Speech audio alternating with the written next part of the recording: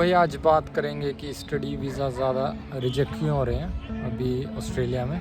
सबसे पहला रीज़न तो यही है कि आप कुछ भी अपनी फ़ाइल में फ्रॉड डॉक्यूमेंट ना लगाओ, कुछ भी फेक एक्सपीरियंस मत लगाओ, क्योंकि यहाँ की गवर्नमेंट राइट नाउ इस चीज़ पे बहुत ज़्यादा ध्यान दे रही है कि आपने कुछ भी ऐसा ना लगाया हो जो आपने नहीं किया हो। For example fake job experience, कोई सर्टिफिकेशन कोर्स।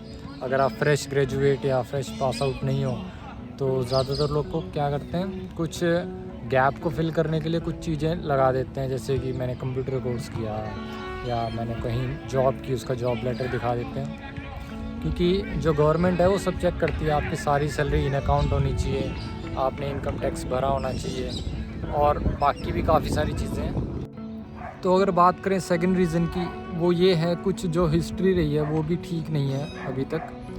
जो गवर्नमेंट है उसको ये लगता है कि कुछ जो लोकेशंस हैं इंडिया में, लाइक हरियाणा, पंजाब या गुजरात साइड की, वहाँ पे क्या है, बच्चे ज़्यादा यूज़ कर रहे हैं कुछ फ्रॉड डॉक्यूमेंट लगाना अपनी एप्लीकेशन में, तो उन्हें स्टूडेंट वीज़ा जल्दी ग्रांट हो जाए।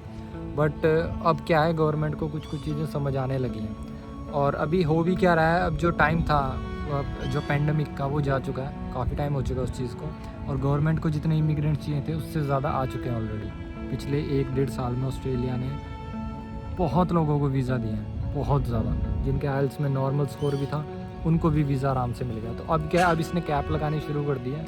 इसने इसकी जो रिक्वायरमेंट थी, जो आपको फ़ंड दिखाने पड़ते हैं अकाउंट में, वो भी इंक्रीज़ कर दिए हैं। और जो यूनिवर्सिटीज़ है उन पे भी ये अब नज़र रखने लग गए हैं कि किस स्टूडेंट को एप्लीकेशंस आ रही हैं, किसको ऑफ़र लेटर मिल रहा है, किसको किस कंडीशंस पे ऑफ़र लेटर मिल रहा है, उसकी फ़ाइनेंशियल कंडीशन क्या है, उसमें कितना गैप है उसकी स्टडीज़ में, किस स्टडीज़ के लिए आ रहा है। तो काफ़ी सारे पॉइंट हो जाते हैं जो हमें स्टूडेंट वीज़ा डालने से पहले ये ध्यान में रखनी चाहिए कि हमें अप्लाई करना चाहिए कि नहीं करना चाहिए। दूसरा, अगर आप फ्रेश ग्रेजुएट हो तो आपके लिए बहुत बढ़िया है।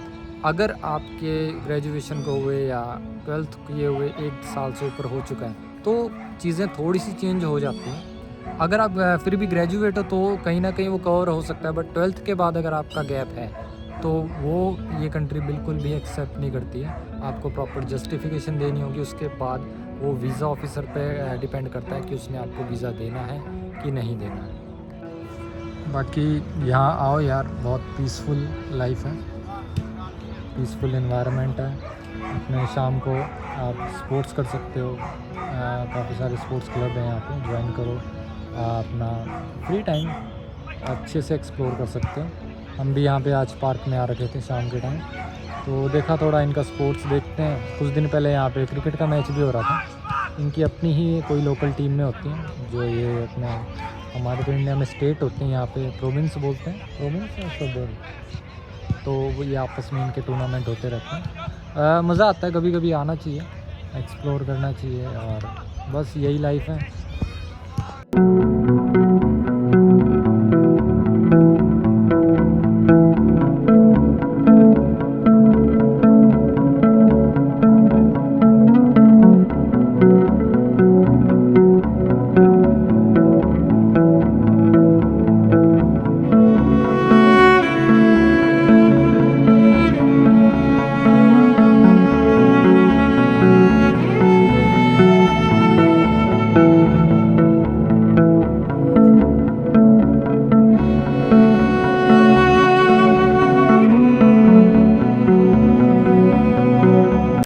और बाकी सारी चीज़ें तो नॉर्मल हैं, आपको कहीं भी पता लग जाएंगी, आपको खुद भी पता होंगी कि रिलेटेड स्टडी में आओ, कोर्स ध्यान से चूज़ करो, आपकी स्टडी से रिलेटेड हो, आपको जस्टिफाई कर रहा हो उसमें, आपके जो प्रीवियस स्टडी है उसके मार्क्स के हिसाब से आप कौन सी स्टडी चूज़ कर रहे हो, यहाँ पे वो डिमांड में है या नहीं।